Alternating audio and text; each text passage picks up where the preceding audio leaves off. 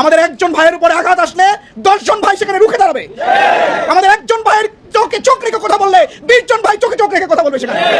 এইভাবে যদি দাঁড়াতে পারেন দেখবেন যে লেজ গুটিয়ে সব পালিয়ে যাবে।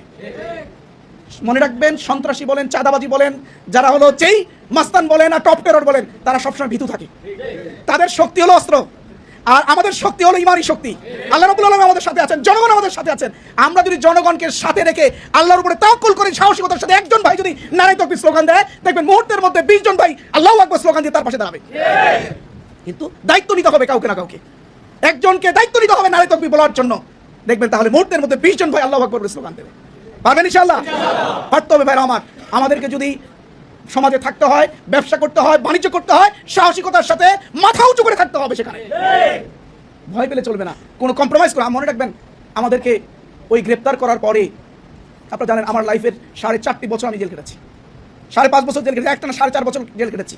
200-এর অধিক মামলা আমাকে দেওয়া হয়েছিল, একটানা 57 দিন রিমান্ড কেটেছি।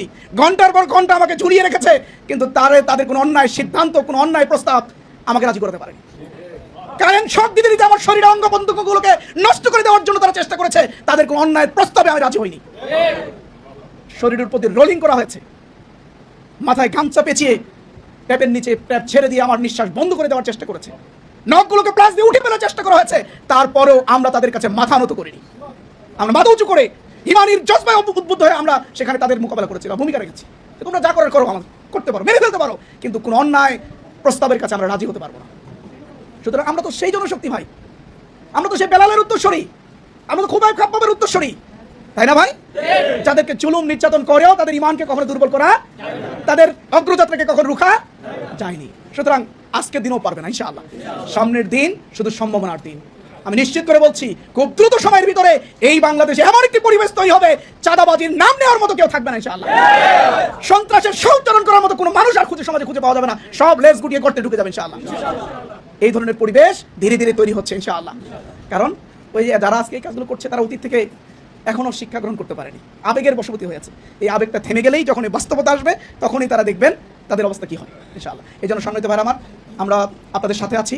যে কোনো প্রয়োজনে আপনারা আমাদেরকে খবর দেবেন, ডাকবেন, আমাদের দায়িত্বশীলরা আছে, তারা সবসময় খোঁজখবর রাখবে আপনাদের।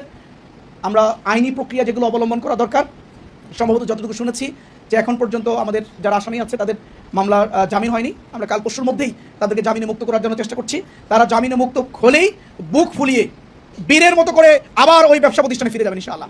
এবং আপনারা তাদের সাথে থাকবেন, আমরা তাদের সাথে থাকবো ইনশাআল্লাহ। কেউই কোনো জায়গা ছেড়ে দেওয়া যাবে না।